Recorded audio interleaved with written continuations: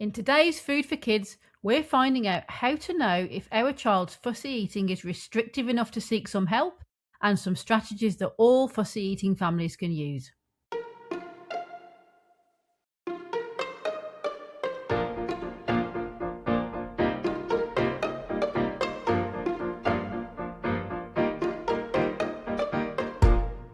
Hello and welcome to the Food for Kids podcast. I'm Joanne from The Foodies. I think today's episode is going to be really helpful for a lot of parents listening because I'm talking to paediatric dietitian Emma Shafqat about fussy eating.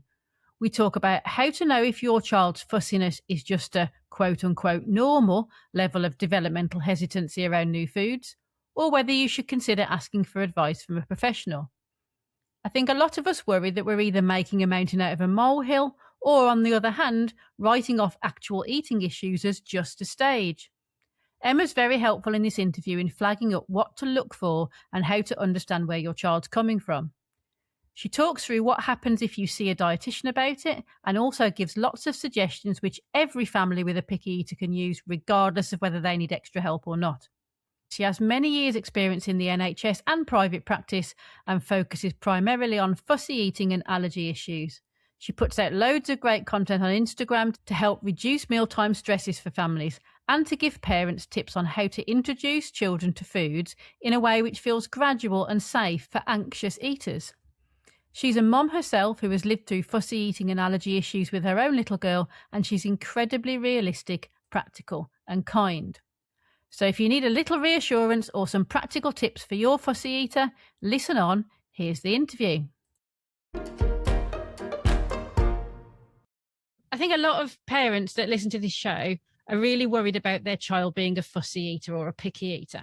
Most kids are picky sometime to some degree, but how do you go about knowing whether or not your child is quote unquote normal fussy eating or whether it's a problem that you should seek help with? That can be hard to define as such, but I think one of the main things that we look for is the number of foods that they're eating. So we tend to say if they're eating around about 30 foods, then they're probably just more of a fussy eater.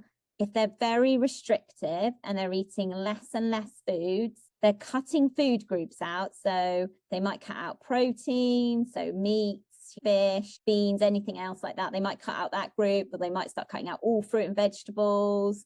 And the more and more restrictive it gets, the more and more I'd be concerned about nutrient deficiencies as well. Iron deficiency and zinc deficiency can be quite common in these children. The more deficient your child gets in iron, the less they actually eat. So it actually affects their appetite more. A lot of these children tend to be very constipated as well, because again, if they've cut out a lot of food groups and not having much fibre, not having any fruit and vegetables, they can end up quite constipated. And that, again, in its own right, can make them even more restrictive with eating as well, because they feel so full, they're in a lot of pain with the tummy, they then don't want to eat. And also there can be a lot of sensory issues as well. So again, if your child's almost got like a fear of food, and it's more underlining than just, they just don't like this broccoli or they just don't like this, but they actually are really fearful of the food. They don't want to touch the food. They don't want to smell the food. They don't want to be in the kitchen when you're cooking. Then I would definitely speak to someone, potentially start with your GP, see if you can be referred to a dietitian. Occupational therapists work really well as well with a lot of sensory issues. And I know in my trust, and I've worked with a lot of OTs who help a lot of children with sensory processing around foods as well. So I would definitely say my first point would be to the doctor and ask for a referral to a dietitian and start the process off that way. Okay, and presumably it's quite helpful for you to have noted down what foods they are and aren't eating and what symptoms they're having. Start by making a list of all the food that they will eat. So what we call like safe foods. Also probably make a list of foods that they used to eat and they potentially started cutting out, just so you can see a bit more of a pattern as well. There is an eating disorder actually called ARFID, which was only recently sort of recognised in like 2013. And that is for children with very extreme restrictive eating. So it's really important that you do speak to a GP if you are concerned. It does have to be diagnosed by a paediatrician with ARFID. So don't just self-diagnose it, do speak to the medical profession as well.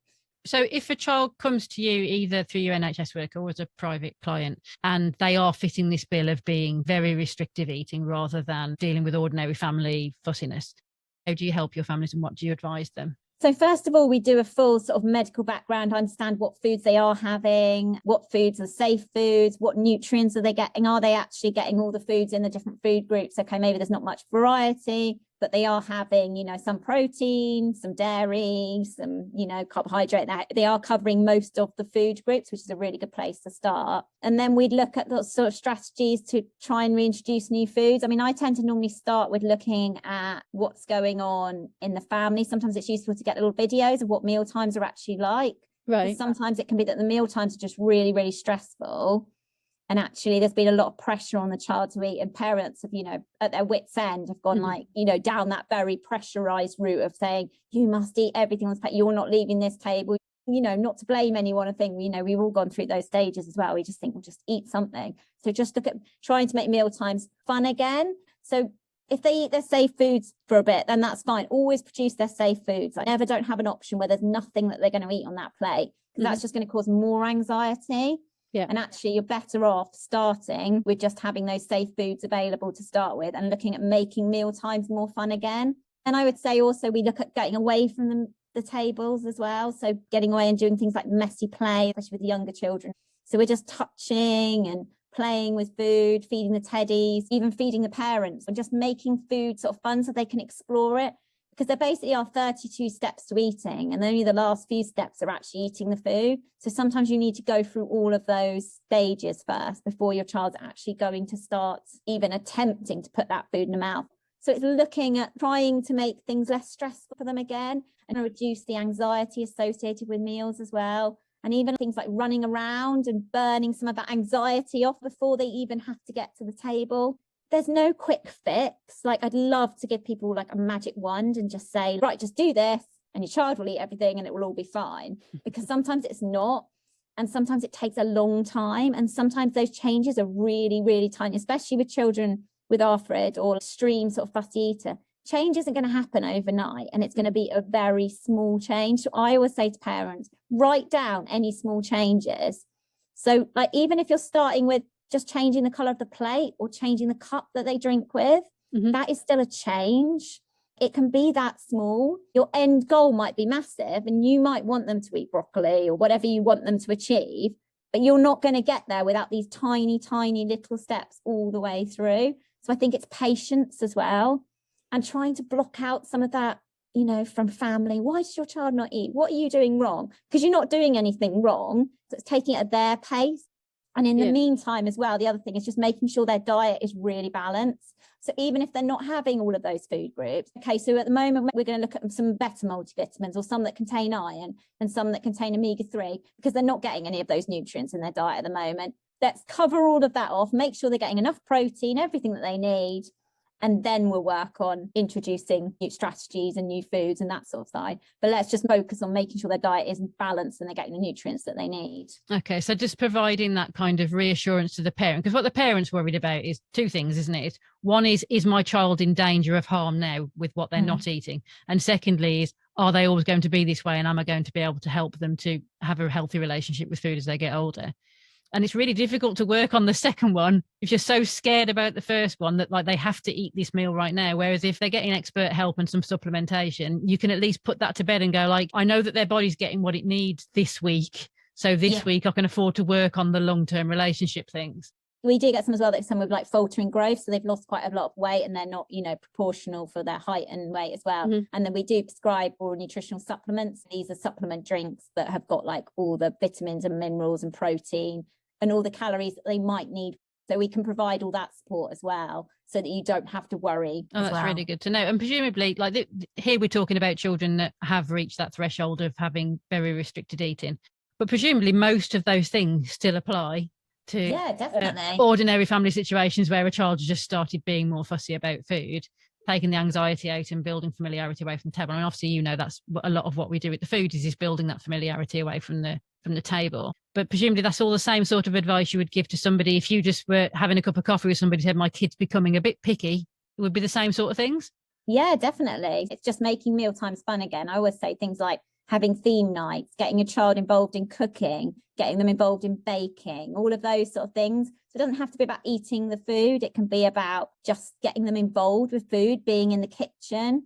And even if to start with, they don't want to help you with the cooking, at least getting them involved in laying the table, even what we call food rehearsals. So, maybe they can be in charge of turning some music on and pouring water for everyone. Okay. Or maybe their job next week can be that they serve everyone at the table, depending obviously on their age.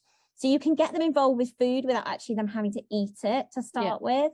So there's lots of ways you can make food fun again for them. So it's not this really stressful thing. And at the table, just don't talk about food. Like you don't need to talk about what broccoli does or why it's good for you. You can cover that in the human body books, and it doesn't have to be done at the table, because the more pressure you put on that child at their table, the less likely they're going to eat.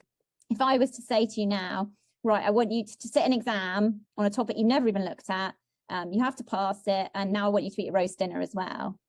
You're not going to feel like eating it. Like you don't want to eat if you feel anxious. So why is your child going to eat if they feel anxious? They're not. So you have to take that anxiety away from them and them know that they've got food that they're going to eat, so they're not hungry, and then try that new food, maybe not even when they're hungry or even at the table.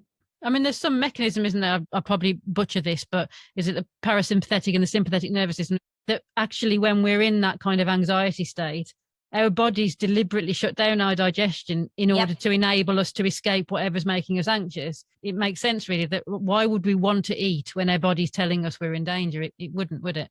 No, it's the last thing we want to do. So you have to think about ways to reduce that anxiety for your child. It's like just before meals, so, preparing your child for a meal. So don't just say like they're in the middle of, playing their favorite game. Right now, food's ready, get on that table this minute, actually prepare them like 15-minute warning before where, okay, now in 15 minutes, tea's going to be served. So let's prepare, let's get our hands washed, help me with this table, get them in the right mindset for eating as well. All those little rituals about getting the table ready and getting ready to eat are telling your brains that it's time to eat and not time to do whatever they were doing 5 minutes ago. Yeah. And I think sometimes we're so stressed and we're like, come on, get to the table now. Your food's ready. I've served it, and there's not that time for them to prepare. Yeah. And also, I suppose when we're cooking the food, we're doing all of that preparing because we're thinking about the food. Yeah. So right up until that moment, we're sort of preparing our own system for eating. Whereas if they're literally on Minecraft, their brain is not thinking about food in any way, shape or form, is it? No, definitely not. Eating is not just about putting the food in the mouth. It's very sensory based. I mean, if you've got a cold or you can't taste anything, you don't really feel like eating a lot either. So again, it's all sensory and it's all the senses that are involved in eating as well. Isn't she helpful? If you'd like to get more of Emma's tips and practical advice, I'll put her links to her website and her social handles in the show notes. Thanks for listening today. If you know someone who might benefit from hearing some of Emma's tips, I'd be super grateful if you tell them about this episode. I hope to see you on the next episode, and in the meantime, happy eating.